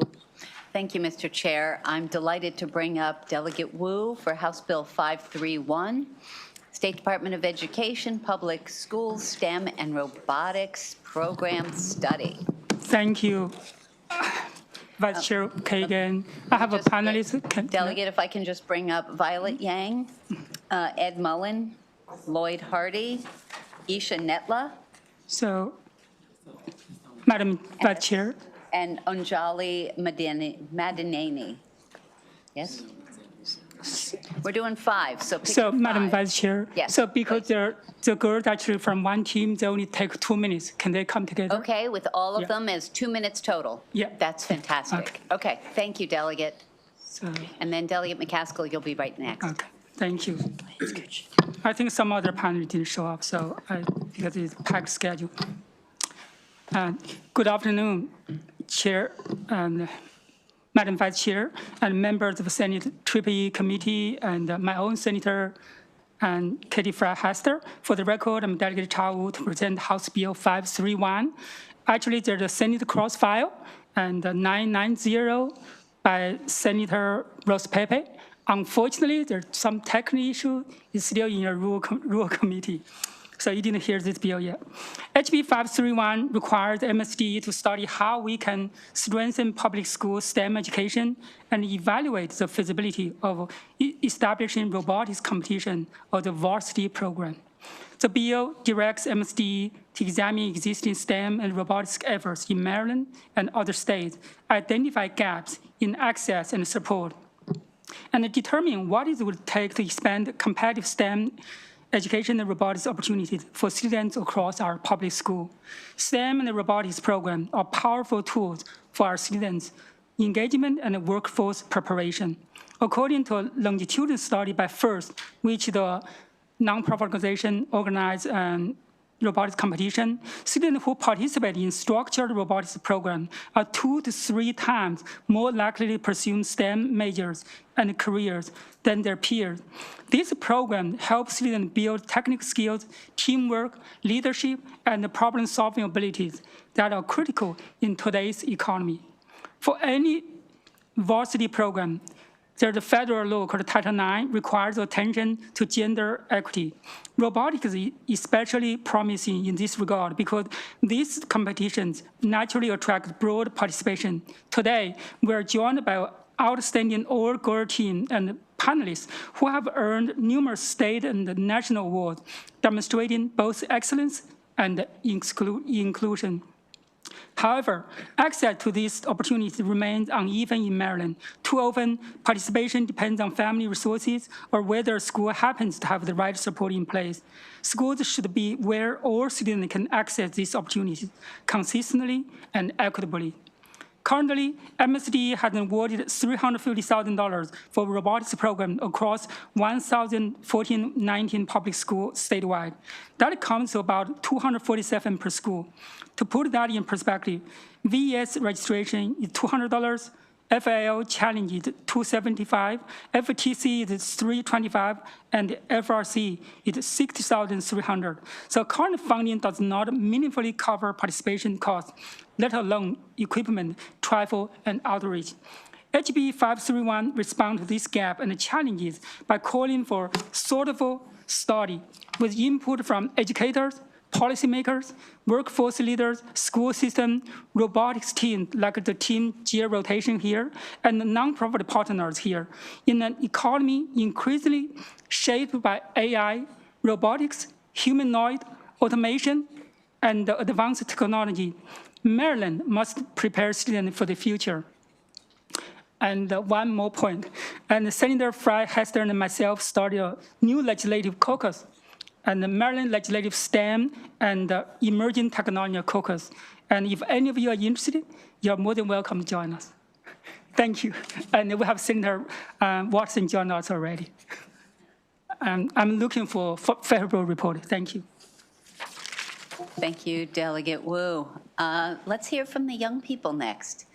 You're on a 2-minute clock, so just make sure you share the microphone really clearly so we can, so everybody can get your testimony. Okay. You may begin. Chair Feldman, Vice Chair Kagan, and members of the EEE Committee, we're all-girls FTC team Gear Rotation 18442 based in Howard County, Maryland. We're here today to testify in support of House Bill 531.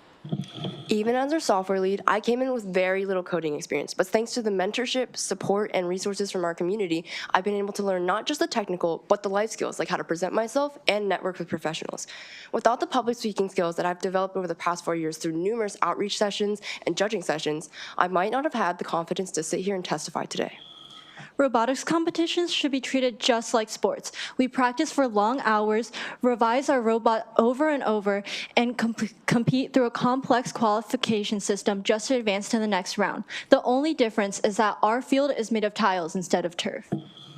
Robotics takes an incredible amount of dedication. For an average team of 10 students, 60 hours are spent at meetings and 10 hours are spent commuting to meetings per week, with an additional 100 hours per month spent on volunteering. 20 days are spent at in-state competition days and 25 for out-of-state competition days per year. All of this can amount to $15,000 per year for each team. We all come from middle-class families and are extremely grateful for our parents and coaches to make this possible, but not every family can absorb these costs, which creates a real equity gap. One of the core values we have learned from robotics is to give back to our community, and although we do our best to mentor, help start, and support as many teams as we can, so much more could be done with your help. With AI on the rise, every student, regardless of their background, needs to be career ready. This bill offers MSDE the opportunity to research and find new opportunities to spread STEM and robotics programs to every student in Maryland. We urge a favorable report on House Bill 531 so that every student has the opportunity to learn, grow, and succeed. Thank you. Wow. There's only one thing you guys left out. Could you just go down the line and just say your names so your names are in the room with their powerful testimony? My name is Victoria Yao. My name is Violet Yang. My name is Isha Netla. My name is Anjali Madanani. You guys all did a fantastic job, and it's clear that teamwork is what it's about.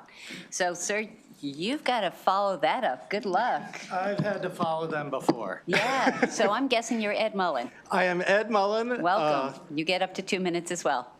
Good afternoon, Chair, Vice Chair, and esteemed members of the EEE Committee. I'm Ed Mullen. I'm the Executive Director of Let's Go. And I also spent most of my career as a tech executive at companies like United Parcel Service, Becton Dickinson, and Geico. So what I wanted to mention today is some of the big points. Competitive robotics, think of it after-school activity like another varsity sports. You get teamwork, you get discipline, you get time management, you get leadership, you get resiliency. You fail a lot, and you get back up and you do it again. Now, many after-school activities have that, but what makes this different is that these teams are aligned with the blueprint. They're aligned with the 15,000 open computing jobs in the state of Maryland. And so when we're talking about this after-school activity, we're talking about industry-recognized credentials. Like, they design in CAD, like Onshape, which is on the Maryland IRC list.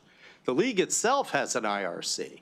So this is an activity that not only is building all these core team skill attributes, but it's also aligning with jobs, career pathways.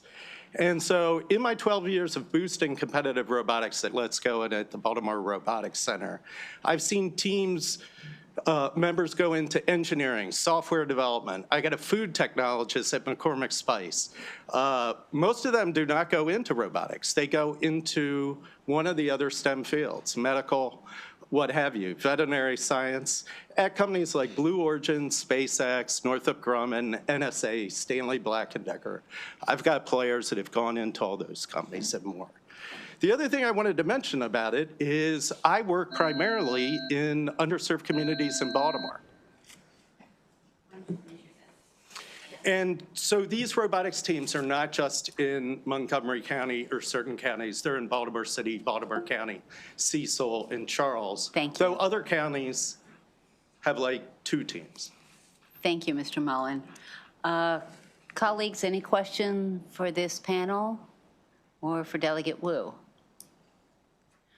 I have a question for Delegate Wu, which is, if it's already going so well and teams exist and MSDE, Maryland State Department of Education, is giving money and recognizing it, what would the difference be with this study? How would that help enhance the program? Thank you, Madam Vice Chair. I think the challenge we're having now, for many schools, actually there's no program because there's no coordinated effort to really try to get the funding. $350,000 grant is really not enough. We need to think about corporate sponsorship, many other revenue to get more revenue, and then we need to get a lot of nonprofit actually who can help to support the team to join the effort. Thank you for that. Thank you for your testimony. Seeing no other questions, we appreciate all of you. Thank you, Delegate Wu. Thank you very much. Good luck, girls. Thank you. We're going to be cheering you on. Delegate McCaskill, you are up next, followed by Delegate Ziegler. Delegate McCaskill has public schools, school mapping data, radius of school grounds. And let's see, is Sherry Bailey here and Reginald Lawson? You Yes, may they come to are. the table. Excellent. Welcome back, both of you all, to Delegate McCaskill. You may begin your testimony. All right, all right. Welcome back, Mr. Chair, Madam Vice Chair, and to the other committee members. For the record, I am Delegate Alethea McCaskill, and I am here asking for a favorable report on HB 1000. We are almost there. All right, so HB 1000, which is part of the LEAD Act for Layla's Elopement Awareness and Dissemination Act, which is a 5-bill Maryland legislative package organized by Layla's Gift that addresses elopement, wandering risk across the lifespan. I am also proud to announce that each of these bills passed unanimously, and this is the last hearing of this act. So congratulations to you all as well. HB 1000 is designed to protect children and adults with autism, developmental disabilities, intellectual disabilities, and dementia by strengthening training, coordination, and access to life-saving tools. HB 1000 is a core component of the LEAD Act, a coordinated 5-bill package designed to build a safer, more responsive system for individuals at risk of elopement. Each bill addresses a different part of the safety network, but they are intentionally paired to work together. Collectively, they create an organized statewide framework that supports the people who rely on school staff, teachers, caregivers, and first responders to keep them safe. The LEAD Act ensures that every part of the system, training, mapping, communication, and caregiver resources function as one connected structure, so no family is left navigating these challenges alone. This bill adds one critical requirement. The school mapping data includes site-specific labeling for 1 mile radius surrounding school grounds, including bodies of water. This enhancement ensures that first responders have the full situational awareness they need during emergencies. Wandering was ranked among the most stressful behaviors by 58% of caregivers of elopers. HB 1000 will have no effect on general fund expenditures, as the required labeling can be incorporated into future maps with existing resources. The Interagency Commission on School Construction, the IAC, can update mapping standards with existing resources. Currently, there are $700,000 of unallocated funds that can be used to support the labeling of water bodies.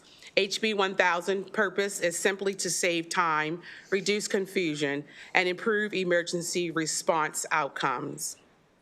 Rapid risk assessments combined with precise data on the location and characteristics of water bodies allow rescuers to immediately identify high-risk drowning zones critical when every moment matters during an elopement search. Detailed labels further support calculations helping first responders and researchers estimate how a current situation could have carried out a missing individual. Under current law, school mapping data funded through the program must already meet a detailed set of standards. These include capability with public safety software, printable and digital formats, verification through walkthroughs, true north orientation, and overlays on aerial imagery. Many maps stop at the school property line. In real emergencies, whether involving evacuations, law enforcement response, environmental hazards, or reunification, the area surrounding the school is just as critical as the school grounds themselves. So why 1 mile radius? 1 mile radius is not arbitrary. It reflects the real operational needs of emergency personnel.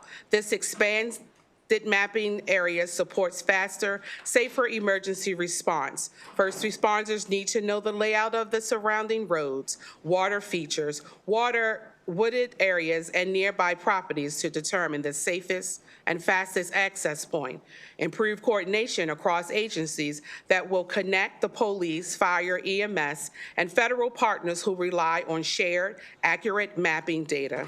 A 1 mile radius ensures all agencies operate from the same situational map.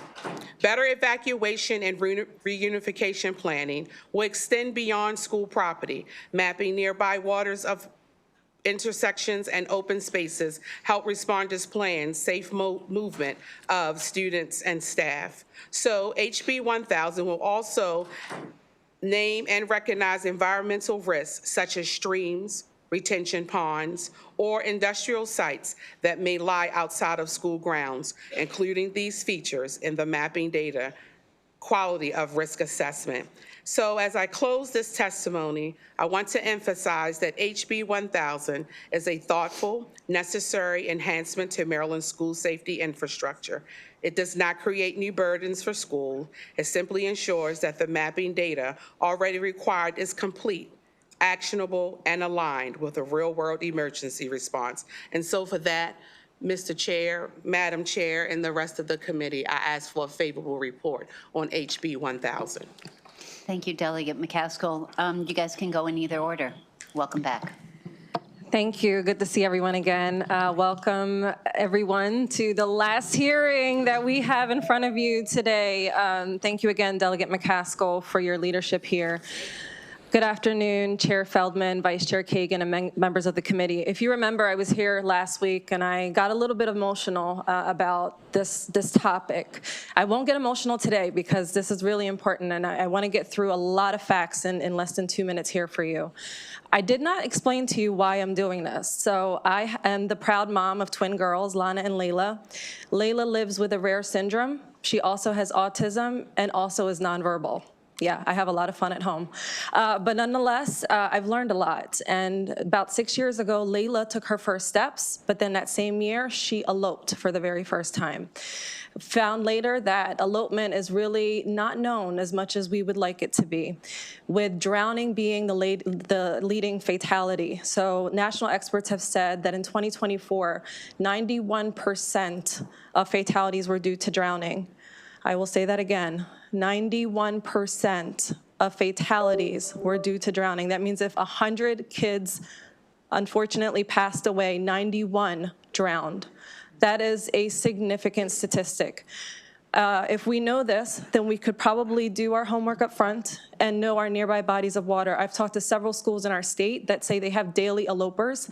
In fact, the school that my daughter goes to, 75% of the children are nonverbal, and all of them, with the exception of those in wheelchairs, are prone to elopement. So this is a very big issue in our state, but it extends beyond our state. Vice Chair Kagan had a really great question last week, and I just want to follow up with, there was a recent DC news station that did a report about the LEAD Act in totality earlier this week, and said if Maryland passes this, we will be the first in the nation that passes legislation as comprehensive of this, like this, to save children and adults prone to elopement. So thank you for your time again today.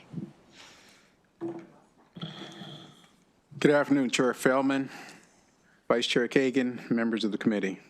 My name is Reginald A. Lawson, and I sit before you in support of House Bill 1000. Additionally, my testimony is from the perspective of a former law enforcement professional, including formerly serving as the senior advisor to the superintendent of the Maryland State Police. The most threatening risk for autism elopement is being drawn to that very water we talked about. The understanding by itself is helpful, but it's not enough. Equally, technology, it's great when it's available, working, and applied wisely. You still have to know where to send the drones. Time is an unrelenting adversary during elopement. Water mapping is simply a critical element in a strategic search approach. It is part of a smart and deliberate tactical posture of identifying and responding to high-risk areas. In other words, it could be a key factor between a life rescued or a death recovery. First responders arrive to do their best, especially in times of uncertainty. Bodies of water represent a Tier 1 threat during elopement searches. Therefore, advanced knowledge of where the bodies of waters are located is valuable intelligence. A couple of search and rescue benefits would be: one, sourcing and sharing the location of the most dangerous threats for an eloper in advance is priceless. The initial search could be executed quickly by others, meaning faculty, students, and other search members, prior to law enforcement, fire, and rescue arrival. The time saved by reducing duplication of area search is just priceless.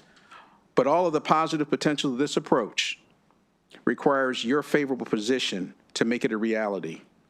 I respectfully ask to help enhance first responders' abilities and rescue kits for a favorable vote on House Bill 1000. Thank you. Thank you, Dr. Lawson. Colleagues, do you have questions for Delegate McCaskill or her witnesses? Seeing none, thank you for your testimony. That completes the hearing on House Bill 1000. That's got to be a lucky number for you here. Next up, Delegate Ziegler, presenting for Howard County delegation. And Delegate Howard will do best for last here. You'll wrap things up. Delegate Ziegler, this is House Bill 1171 from the Howard County Board of Ed, student member voting, and it's Howard County 7-26, and Gavin Valkin is back with us. He is. I continue to contribute to the absenteeism of a minor. So we'll count on you to fix that. My name for the record is Delegate Natalie Ziegler, here for the Howard County delegation. And yes, I'm here with House Bill 1171. So this would expand voting rights for the student member of the board to everything essentially except contract negotiations and personnel decisions. So it's similar to what Baltimore County does. Anne Arundel and Montgomery have complete voting rights for their student member of the board.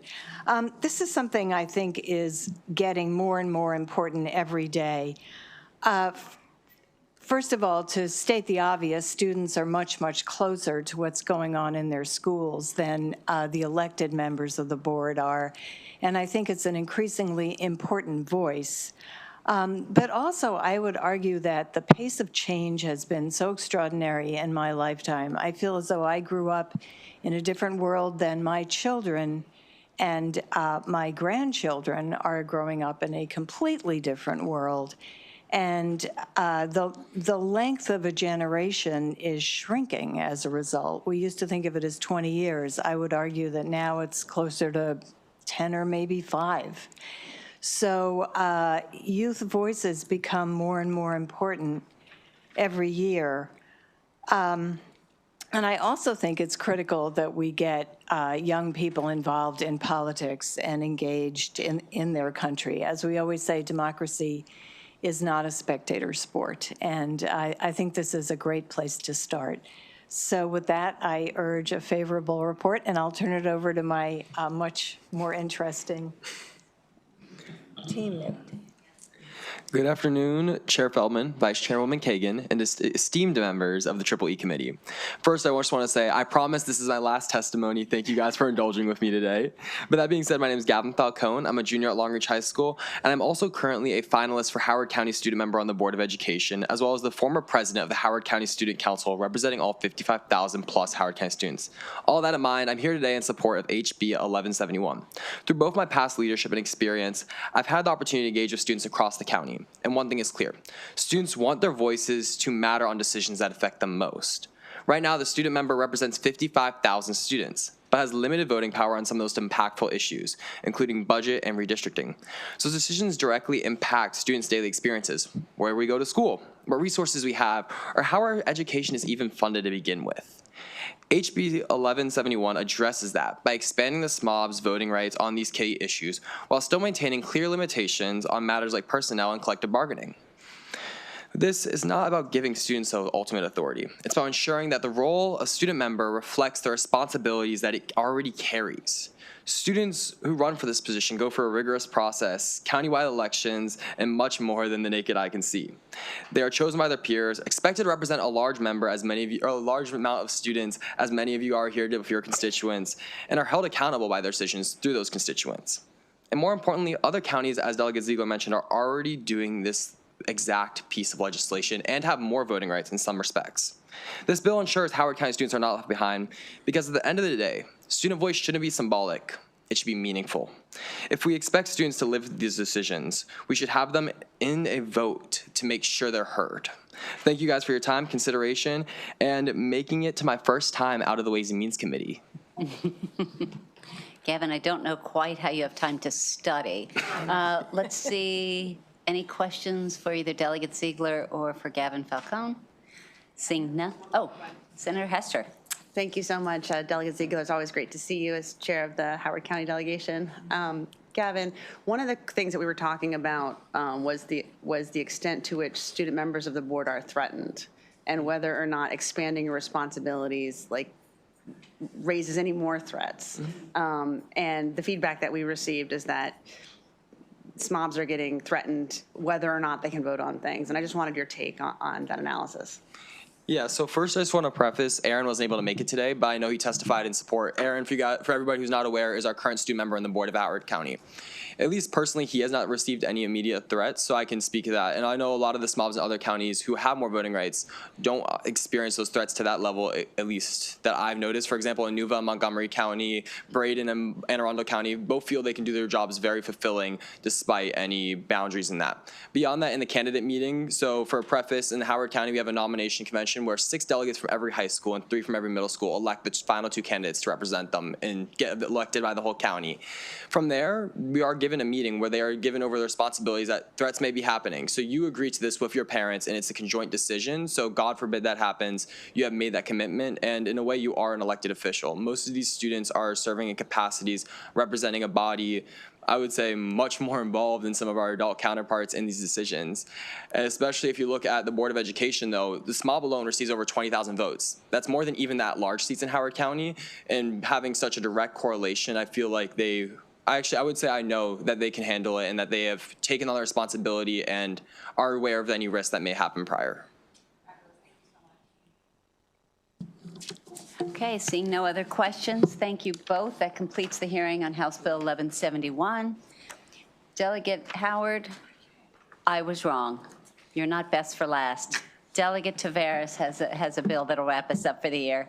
But you are here with House Bill 1463, Anne Arundel County Board of Ed, Constituent Services Liaison, Establishment, and you are the only witness.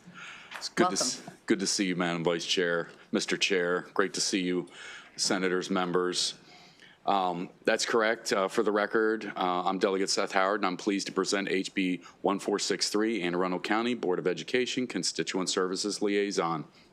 This bill simply provides support for the Anne Arundel County Board of Education by hiring a constituent service liaison before the 2026-2027 school year, allowing the president of the county board in consultation with counsel for the county board to negotiate the terms of the employment agreement for the constituent services liaison, providing that the constituent service liaison is subject to removal by the president of the county board under certain circumstances.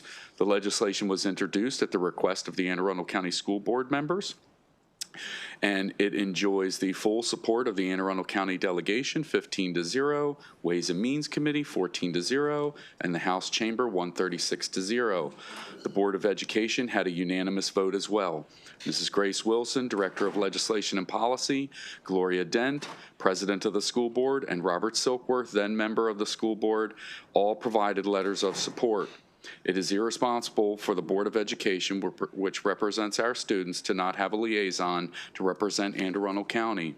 Just as our government body relies on an extremely dedicated staff, group of staff to operate effectively, the Anne Arundel County Board of Education requires additional support to properly serve its students and constituents. Investing in staff is investing in the tools necessary for student success. This is a strong bipartisan bill. It represents a shared commitment from all parties, and let's do the right thing. Let's pass this legislation. I ask for a favorable report. Thank you, Delegate. Question from Senator Simon Ayer. Welcome, Delegate.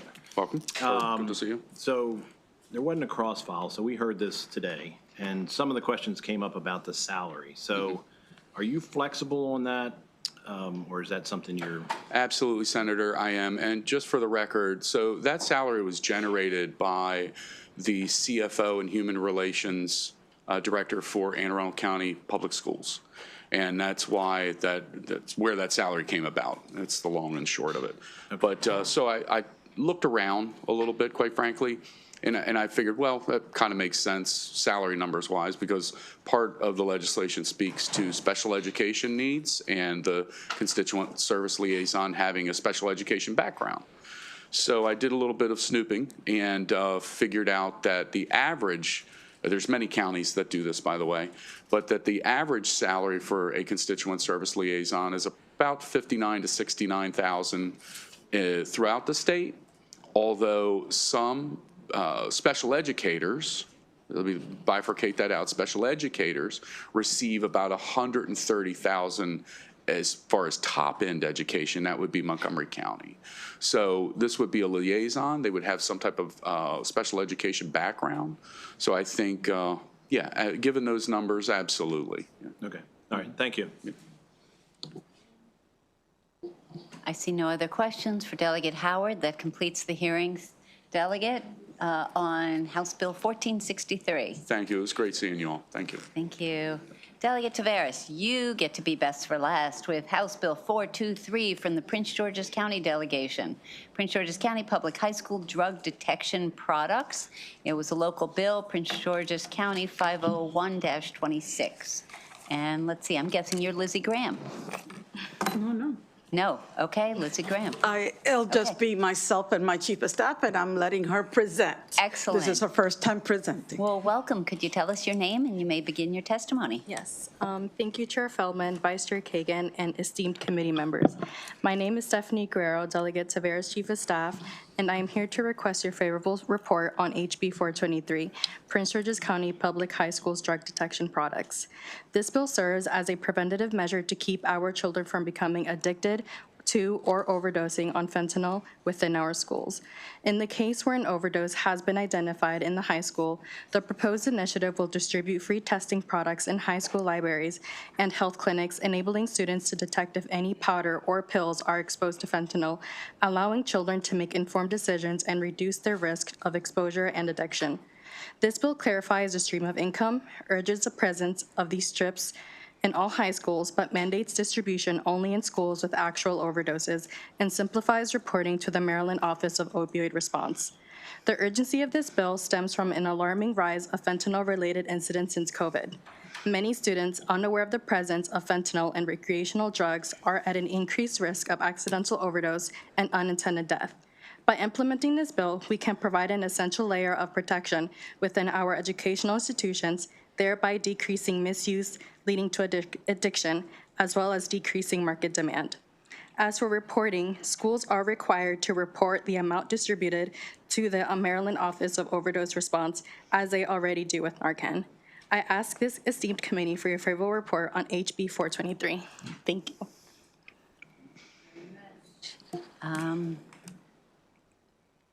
I see no questions, so you must have done a very comprehensive job. Seeing no questions, that completes the hearing for House Bill 423, and I'm going to pass it to the chair to wrap us up. Guys, Thank you. Thank you, everyone. it's possible that was the you. extent of our bill hearings for the year. We may have one or two sponsor-only. There's a couple bills floating out of the Rules Committee, so I'll just put that out there. More importantly, we have a long voting list. Probably not going to get through it, but I'd like to take a crack at getting through some of it. So if everybody can come back here in 15 minutes, I think that would be very helpful. And then we'll go for a period of time, and I'll read the room, and at the appropriate time, people say they're pooped out, we can, because we're going to do some voting tomorrow, although not everybody's going to be here. That's one of the reasons I think we could jam out as much as possible.